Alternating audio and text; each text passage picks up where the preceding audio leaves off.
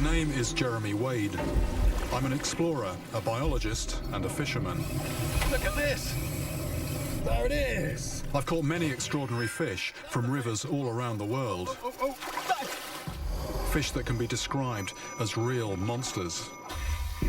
Normally, I have to travel halfway around the world to find my quarry. Here we go. The biggest, some would say baddest, freshwater fish on the planet.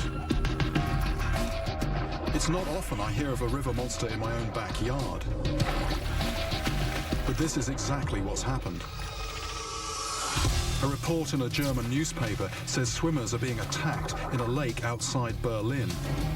This isn't a far-off exotic place.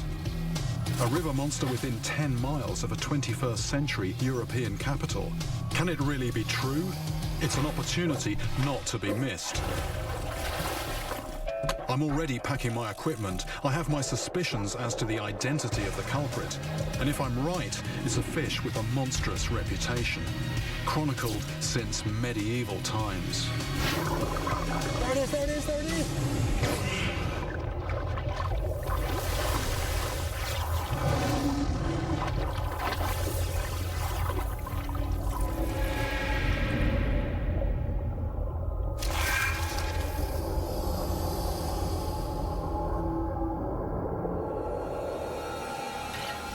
The wels is Europe's largest freshwater fish, capable of reaching over 200 pounds. I've been doing some research into this predatory member of the catfish family, and I'm finding that ever since records began, Europe seems to have had its very own well-documented freshwater maneater. It appears the Wels catfish is actually no stranger to making front-page news. There are stories about this species going back literally for centuries, portraying it as a man-eating monster. I've been doing a bit of research. Quite frankly, I had no idea it had such a reputation. Back in the 1500s, a human head and a hand with gold rings found inside the stomach. 1630, the corpse of a 7-year-old child. Body of a woman, 2 girls devoured. It just goes on and on. But all this is just so tantalizing. There are no hard facts and figures, unless, you count something like that. If that was the equivalent of your front page story in the 16th century, would you go in the water? It would be too easy to dismiss these tales as the work of superstitious, unscientific medieval minds. Attacks and human body parts turning up in Wels's stomachs have been reported across Eastern Europe, from Russia to Poland, through the ages, right up to the present day.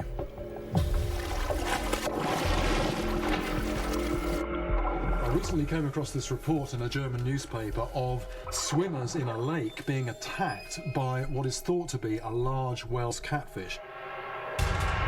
I'm on my way to Germany to investigate these attacks and maybe solve the mystery of a serial killer with its roots in Europe's medieval past.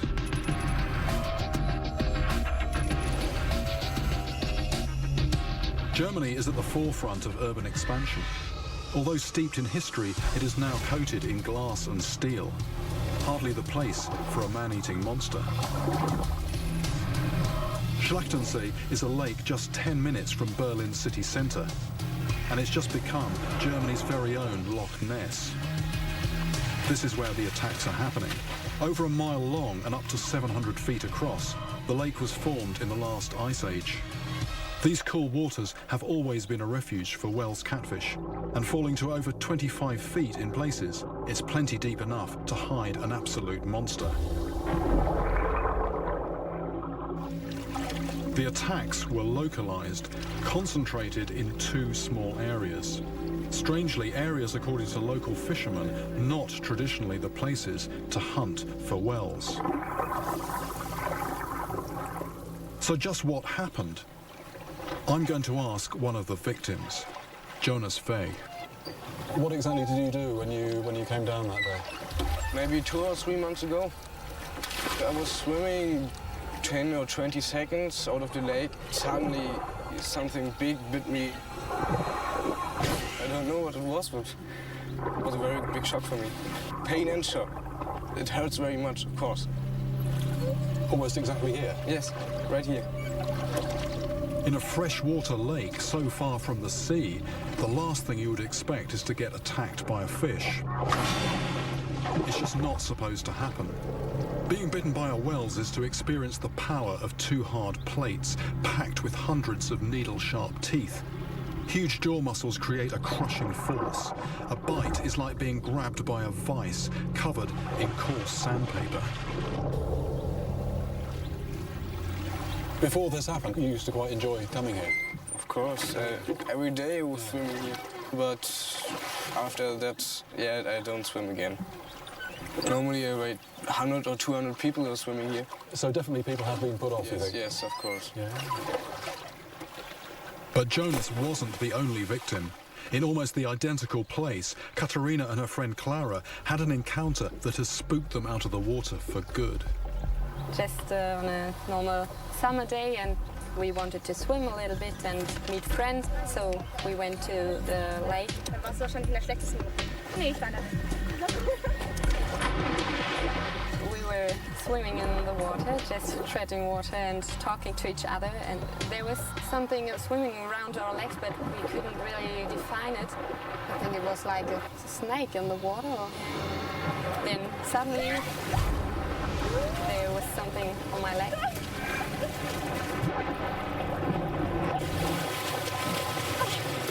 Then there was a wound on my leg. There was blood. There were two parts, that part here and the other one on the other side. I went to hospital with my mother. They reacted really shocked, the doctors, because they've never seen anything like that before. And there were other attacks, the same pattern each time. Swimmers bitten on their legs, sent terrified out of the water, bleeding. Will these 21st century attacks prove that this European river monster is no medieval myth?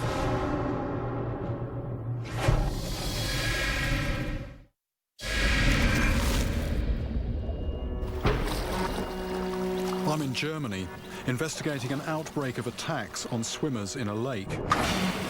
In my opinion, the culprit is the wels, a supersized European catfish, which, as I have discovered, has long been implicated in attacks on human beings. What I want to find out is what provoked these attacks, and are wels catfish really capable of what they stand accused of? To find out what's going on below, I'm working with my cameraman Simon and a mini submarine. We have also enlisted the help of Dr. Christian Wolter from the Berlin Fisheries to give me an expert opinion. We're here to examine the scene of the crime and see whether knowledge of the biology of the wels could explain what exactly happened to trigger such aggression. That's about 10 metres out, isn't it? That is about where the boy said he was attacked. What we could do is take it down there, so just over a metre. It's only about, yeah, you're straight in weed at a metre depth. Yeah, so yeah, that's okay. I'd have thought you'd be out of your depth there, but you could stand up in that water, couldn't you, almost? Yeah. So it's weedy and shallow. But for Dr. Wolter, this is just the information he needs to understand what is going on. The wels were just doing what every parent does, protecting their offspring. The swimmers had trespassed into their nursery. So is there anything special or unusual about where they took place, do you think? These are common spawning places and so on. That's why it might be the reason why it occurred so close to the bank. The place that we've heard about the attacks happening, that would be a potential spawning place. Catfish is a plant spawner. They build nests in the plants where they lay their egg and then they guard the net. Then it's the only explanation that it was during the breeding time that they had a nest there, were guarding the nest and attacked something which comes too close. For this particular catfish, it was a huge stress to guard the nest and have almost swimmers around. So it was actually a provoked attack. It was protecting the nest. Freshwater crayfish and other fish will eat eggs from an unguarded nest. To prevent this, the male catfish sits over its 300,000 yellow eggs, protecting them from all comers, large or small.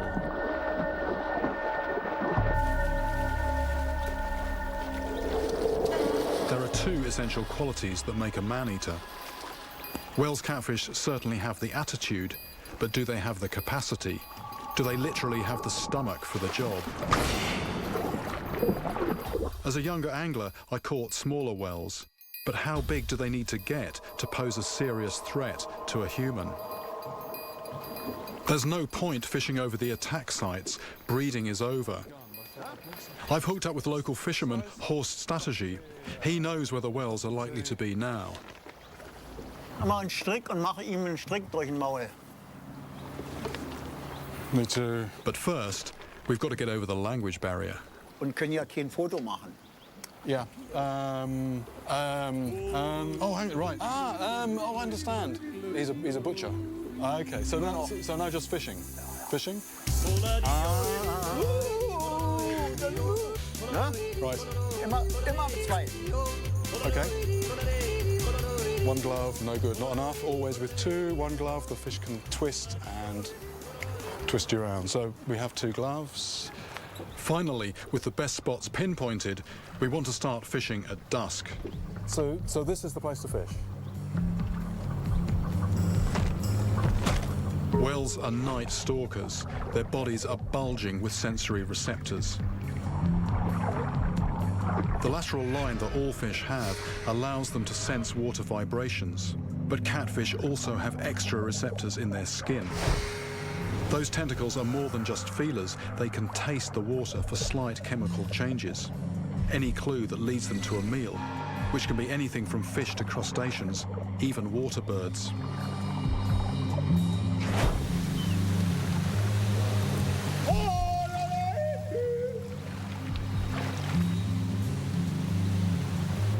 When you're up against these super senses, fishing gear for wels needs to be tough, but you also need a bit of delicacy.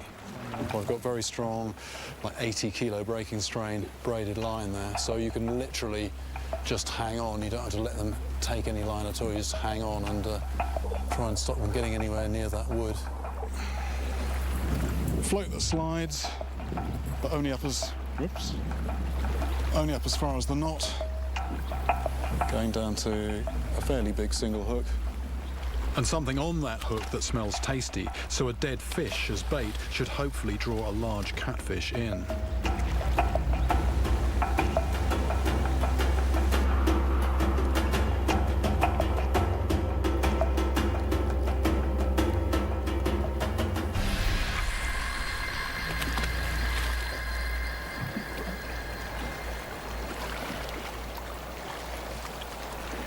The Schlachtensee catfish prove elusive.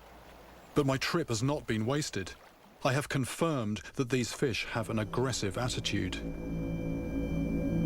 It seems that these attacks in Berlin weren't predatory in their intent, but defensive, territorial behaviour at breeding time. But that's actually academic as far as the victims were concerned. They came away with bleeding wounds on their legs, which underlines the chilling truth. A large Wels catfish has both the size and the fearlessness to be a potential man-eater. And I have heard of a place where wels are reaching the sort of size that could fulfill the nightmarish claims of those medieval chroniclers. How many catfish species are there worldwide? A, 25, B, 500, or C, over 2,000?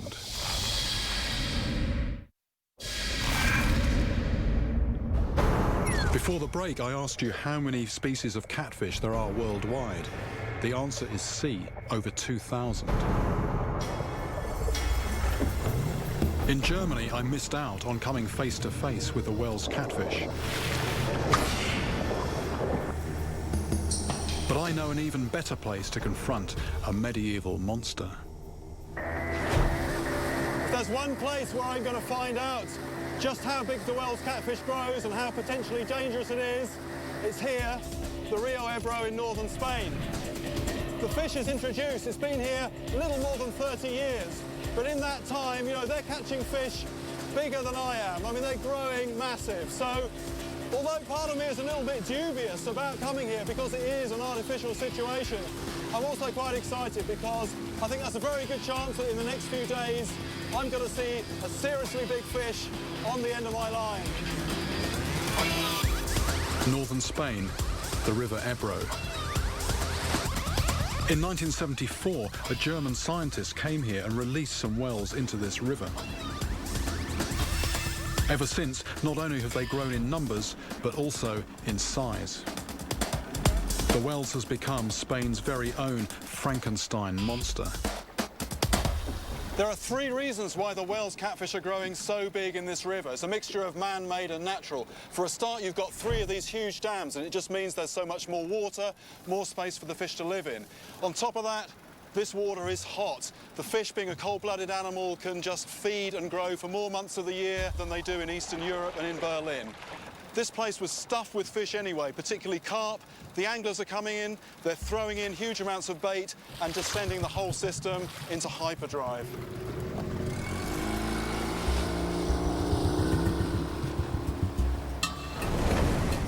This river has a policy of catch and release. So every year, the biggest fish are even bigger than the year before. Monsters of over 200 pounds already prowl these waters. Whales can live to 80 years. Such fish are a massive lure to fishermen from all over the world.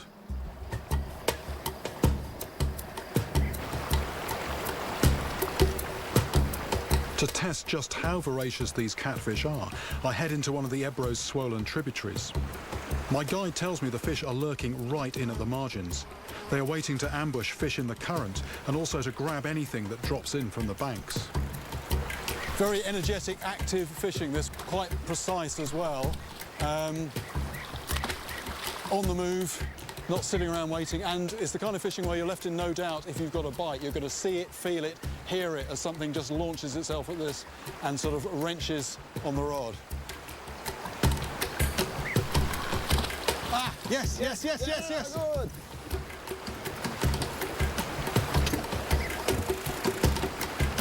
Whee, going downstream, watch the oar, watch the oar. Right.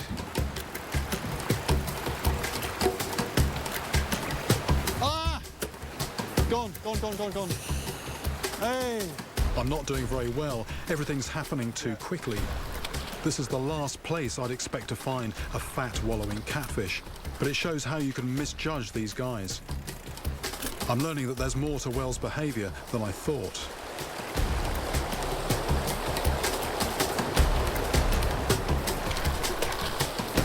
Yes, yes, yes, yes, yes. You open the wheel, open the wheel. Open the... Off, off, off, off, off. It's off again. It's off. Literally took within about a second of the lure hitting the water, about 6 inches from the bank. This water is cracking along at such a rate. Yeah. This is like a fast running pace. That's the place to sink a little bit and then twitch a little bit. That's what I'm You see the attacks coming direct. The fish is in the water, Yep, let it sink, yep. and bam. Absolutely. 2 strikes, no fish, damn! The whales have made themselves totally at home here, not just in the main channels, but throughout the whole river system. As apex predators, they have a confidence that I'm about to witness firsthand. These fish are scared of nothing. Look at this. That's a big fish. I could almost reach down and grab its mouth. Do you have a calamari? There's a catfish here. It's big. It's 140 pounds plus. It is 2 feet beneath me. The bank goes down here. I am looking into its mouth. I could almost reach down and touch it. Well, the fish has backed off. I think it could see me. I'm going to throw this really hard.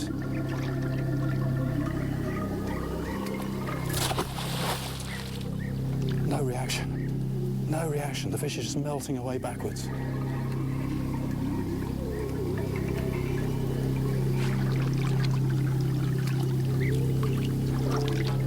This is a really rare sight. That fish is 7 foot long. It's about 140 pounds at least.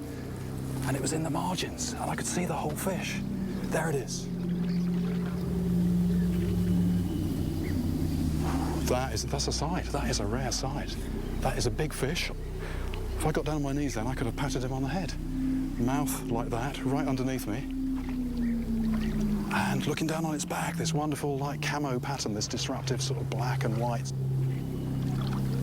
Threw a stone to see if there'd be a reaction. No, he just reversed back and then under the boat and away. I really like seeing fish like that. It's fantastic, really good.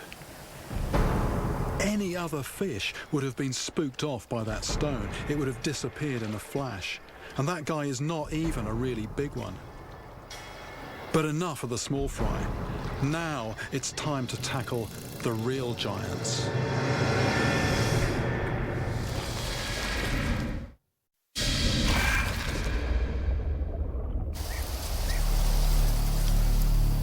I'm on the banks of the River Ebro in Spain, hunting down giant wels catfish.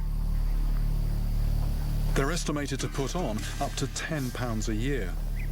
If that's true, it won't be long before an Ebro wels reaches the man-eating proportions of medieval folklore. If I'm after a man-eater, I need to catch, at the very least, a man-sized fish, one that falls on the fat side of 150 pounds. It's time to rig up.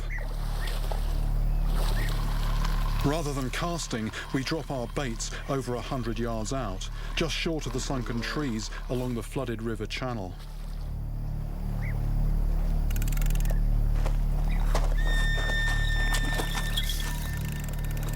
Take up the slack. Then, with the high-tech alarms set, I can enjoy the Spanish sun. And now we wait. This is not my preferred fishing technique. I like to feel the line, be in contact with the bait. But wels are not delicate feeders. And besides, it's hot here.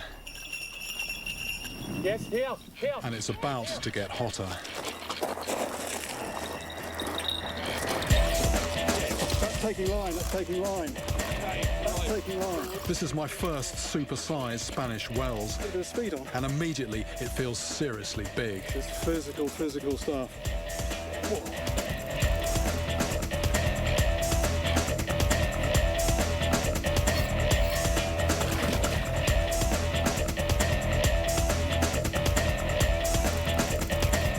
A serious burst from that fish when it first took.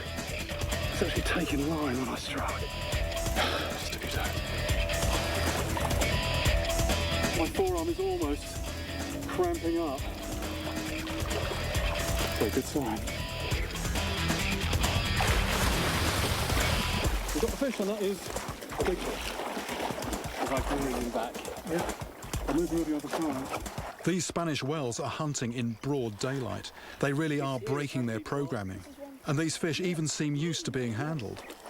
My first fish is 140 pounds and measures 6 foot 9 inches. If these fish are putting on 10 pounds a year, then in 20 years, this already massive creature could weigh as much as 340 pounds, more than double its present size. And if they do live until 80 years, I'll let you do the maths. The only thing that will restrict them is food. But there is one food supply here that is in huge quantities. Other catfish. The wels is not just a man-eater, it's a cannibal. Just get a sort of a cool scientific look at this animal. The first thing, it's obviously the thing to do, start at the business end, the head. You've got, the main thing is just this very, very wide mouth, about 10 inches across on this animal. And you've got needle-like teeth. They are sharp as well. You put your hand in there and they'll draw blood. But in terms of getting a grip, just perfect. If they clamp down tight with those sort of jaw muscles, you're not going to get out of that. They're just purpose-built for lurking on the bottom and grabbing stuff that comes above them. And they're going to know that stuff is there, the prey, because their eyes are on top of the head. But more to the point, they've got these, and these are just, this is like sort of extrasensory perception. You can tell what's going on in the water. These will pick up vibrations and also chemicals in very sort of, very, very sensitive, very small quantities in both cases. And the side, you've got very pronounced on this animal, you've got the lateral line, and this is their super organ, super touch organ. It just picks up vibrations in the water, often again at a very low level. And also you can see here these sort of marks on the skin. Now I think these are probably wounds from another fish, possibly when this fish was spawning, and you know, they got a little bit too rough and a little bit sort of over enthusiastic. Stomach here, that's the vent there. So actually, if it swallows something, this fish could potentially swallow something that long. It goes to the back of the throat, which is here. It opens up this sort of sphincter muscle there, and it could swallow something about 2 foot long. So no problem accommodating those medieval accounts of babies and small children in the belly of the beast. It looks like Wels catfish can swallow prey roughly a third of their own body length. So if these fish in the Ebro keep on growing, it's possible that they could reach a size where they will have man-eating potential. Fact is following close on the heels of what was once thought to be fiction. Looking at this fish, it is the perfect predator. I mean, they do eat anything, literally anything, but they are perfectly equipped to predate and also to come from underneath. You know, that is just a mouth on the end of a solid, sinuous piece of muscle. Anyway, I can't hold him much longer. Wels, like all catfish, can live quite a long time out of water if kept cool and wet. This guy seems quite reluctant to leave. Shall I leave him there or just walk him out? In a split second, the fish turns. I'm just quick enough to escape. That was the first catfish attack on a human on camera. I was just wondering, is he going to move? And he did sort of double round. And I have heard stories of them actually having a bite of somebody who's caught them, so I thought, that's not going to happen to me. There's no mark there, but it has happened.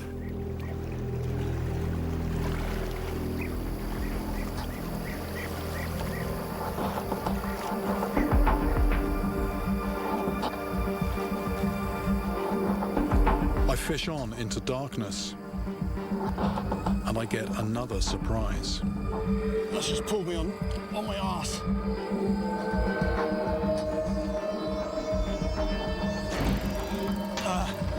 Fish on. Me pull towards the water. I thought I was going to go in. There's nothing. That's a sizable fish. With so many fishermen around, the only inconvenience these fish suffer for their midnight feasts is a little bit of manhandling. Imagine being in a river at night with one of these things swimming around your legs. I don't know how big it is yet. I can see it's big. All right. Yeah, good. 148, I think. 147. 147.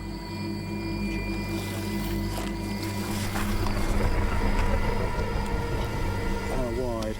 It's about 9 inches, isn't it? This fish is almost as heavy as I am. I mean, this is quite a monstrous beast. And the power as well, I felt the power. The thing nearly pulled me in the river. So, you know, definitely a fierce predatory animal, and some of these stories about them maybe attacking swimmers, I don't know, I couldn't believe them now, having actually seen a sizable one of these things actually up close. I'm still short of my target 150-pound beast. These creatures really are ugly out of the water. I want to see them in their natural element. But that means getting into the water. The tables are about to turn.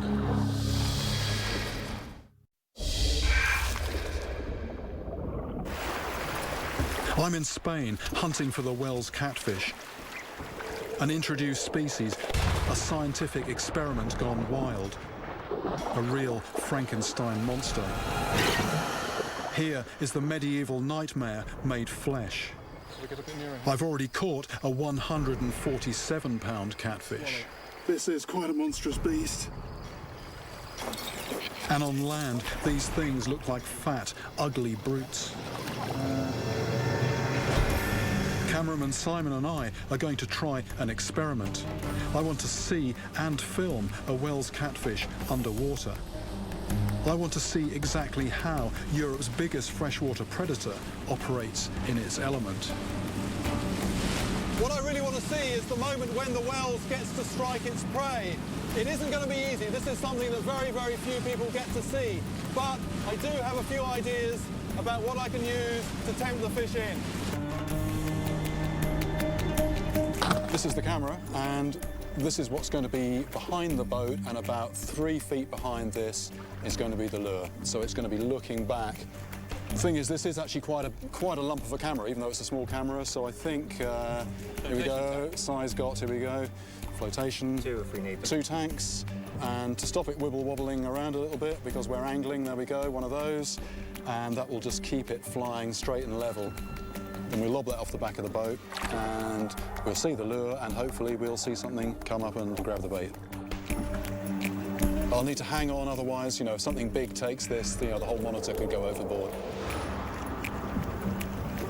This is actually working really well. I've got the lure in picture. It's bang in the middle of the screen. I'm actually watching. You know, normally it's just there and you've no idea what's happening. I can actually see my lure out behind the boat. A fish, I think it was a carp. Yeah. Oh, we're bumping over the bottom. Oh dear, what's going on there? Right, I need to, in a bit. No, it's bumping, it's bumping. I've lost the lure, haven't I? I've lost the lure. I think the camera might have been bashed around a bit, though. Not robust enough, unfortunately, to withstand being bashed along the bottom. But other than that, actually doing very well. Before that, there was this grey shadow that appeared from nowhere, which sort of came and went, and it could have been a catfish investigating it and shying off at the last minute, or it could have just been a rock going past, I don't know. What I'm about to see is another unexpected aspect of these fish's behaviour. What we're doing is we're doing something called clonking, and it's sending a sound wave down into the water, and we can see on the sonar. Oh yeah. Yeah. Oh yes, yes, yes. Yeah, yeah, yeah. Direct on your lures. Oh, there it is, there it is. I've got it. There's a catfish, there's a catfish, there's a catfish. Yeah, it's right under the lure. Yeah. Fantastic. On the sonar. Yeah, yeah. There he is, tentacles. Yeah, yeah, yeah, yeah, yeah. Right, what's happened now? And it's coming up now, right in the middle of the screen. Fantastic. Look at that. It's attacking the camera. What this has just demonstrated is that when you've got splashing, when you've got commotion on the surface, the catfish, which, you know, they live on the bottom, they will come up to investigate. Ah, yes, yes, yes, yes, yes, yes. Bottom of the screen. There it is, there it is, there it is. Look at that. There it is.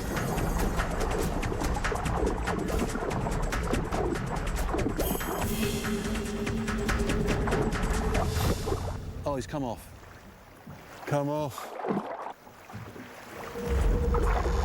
This is amazing. Getting a fish on camera taking a bait, attracted in by sound and vibration. Like sharks to a plane crash, these fish fear nothing. It even attacks the camera. It's been really good, though, just to actually see what I've seen on the screen. Very, very rare to see this fish behaviour. So I feel sort of quite privileged to have seen that. Although we didn't get a fish into the boat, I actually feel it was a successful day because I feel that I've actually learnt a lot about the behaviour, particularly how they react to vibration, to commotion on the surface. Here's this fish that lives on the bottom, but if it hears something, it comes up and the tentacles are waving and it investigates. Without the camera under the water, you just assume that nothing is happening. As soon as you put the camera there, dangling under the boat, you're making the noise with the clonk, they're coming up into the middle of the water and they want to know what's going on. Everything I've seen so far, the reaction of the wels catfish to a bait in the water, confirms its aggression as a top predator and also its fearlessness. Combine that with super sizing and you've got a creature that you really wouldn't want to get too close to in the water. What I want to know now is just how big a wels would need to be to tackle me in the water. I've said they look like giant slugs, but in their element they're like super sensitive sharks. Time for another experiment.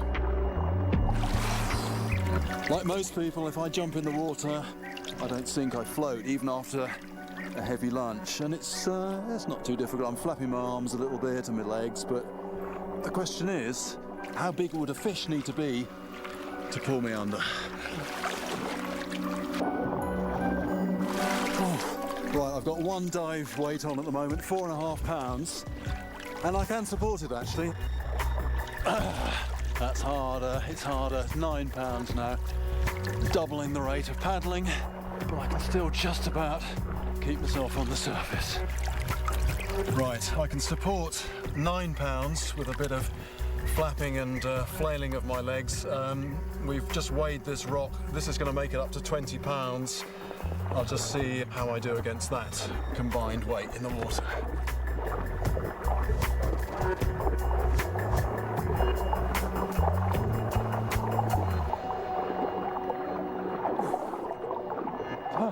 That was actually very interesting. 20 pounds of weight attached to me.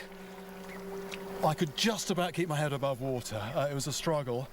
I reckon another 5 pounds and I'd have just gone, no matter how much my arms and legs would have been flailing around. And that's interesting, because if you ask most people how big a fish would have to be to pull a body underwater, they'd say probably, you know, something about the same size as that person. Now, I weigh about 175 pounds, and on land I can take care of myself, but in the water, you know, a fish would just have to exert a pull of 25 pounds, about 1/7 of my body weight, and, you know, I wouldn't stand a chance. I'd just be gone. And if I took a lungful of water underneath there, then nobody would ever see me again. Okay, that just goes to show that it doesn't need to be a huge fish to pull me under. Let's have a closer look at pulling power. That 147 pounder pulled me off my feet and almost into the water. How much force can I generate? I couldn't even pull in our director, and she's half my weight. She's a match for me even one-handed. So I could be pulled under the water by a fish just half my size, 75 to 100 pounds. And the thing about the Ebro is that the river is just full of fish that size and much bigger, which possibly explains why you don't see very many people swimming. And I'm starting to get seriously worried. Even if I'm on land, how am I going to do in a one-on-one fight against a 200-pounder?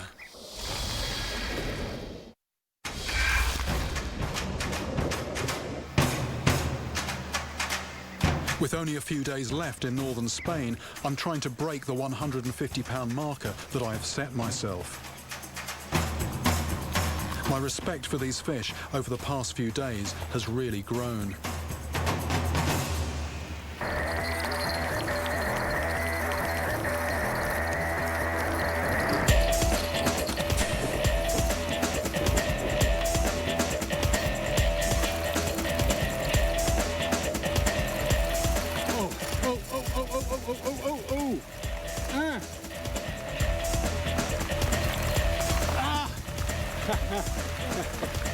If this one pulls me over, I'm in real trouble. I was nearly tipping forward over that edge. I was going a little bit.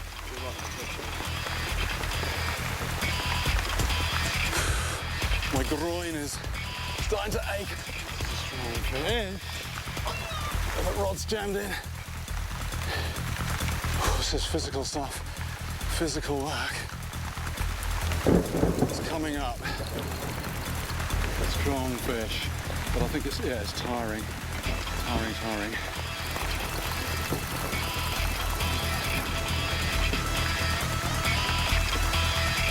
There it is. There's the fish. Hey. Good grief. My crutch is killing me. And there it is. But does it weigh more than 150 pounds?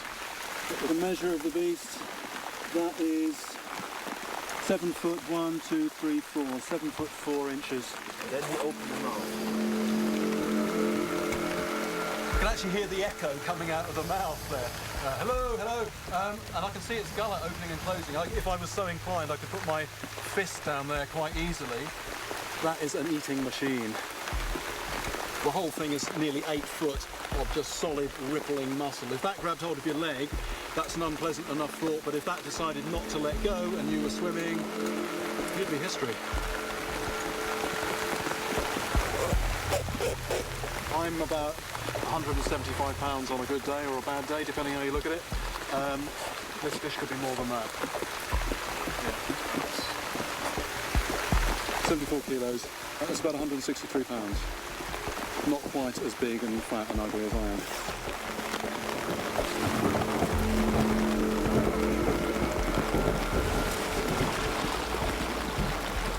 What I find really hard to credit is that I was doing those experiments where I was trying to see how much force I could exert in the water, and there was somebody on the bank with a spring balance just hooked around their finger reading off, okay, 30 or 40 pounds. This thing in the water was almost pulling me off the bank. I was having to dig in and really act like I was in a tug of war. How something with nothing solid to actually grab hold of can exert that force in the water, you know, I find quite mind-boggling. It is very, very impressive indeed. And now it's time to let this guy go. Let's see how he reacts. Fish has recovered a bit, maybe a bit more than I have. I'm going to put it back in the water. If it does have a go at me, I'm going to actually stand my ground and see if it, a bit like an elephant, see if it's a false charge or will it actually go and grab my leg. This is what I'm trying to remember, that this fish is bigger than I am. It's got a few inches on me. I've got a few pounds on this fish, but I'm in the water. My extra weight actually counts for nothing. It's the fish's environment sinking down towards my foot.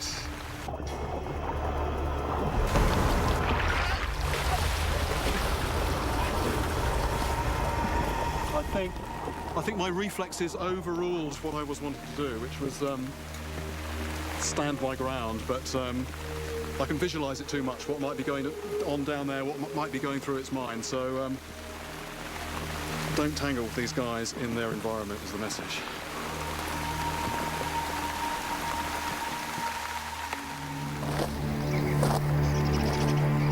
Wels catfish are predators with a lot of attitude. Two of the fish that I caught turned on me while I was releasing them. But as far as eating people, a wels will swallow anything that fits inside its monstrous gut.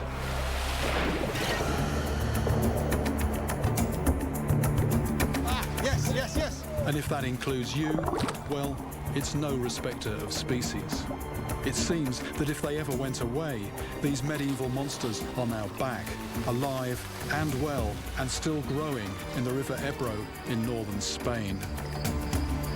This is quite a monstrous beast. If I came back here in 20 or 30 years, I think it's possible there could be something in here that is bigger than anything that's ever existed before. And in the not-too-distant future, a baby-snatching, man-eating wels could once again make the front-page news. Want more of the world's wildest, strangest and most terrifying freshwater horrors? Visit our website at animalplanet.com/rivermonsters.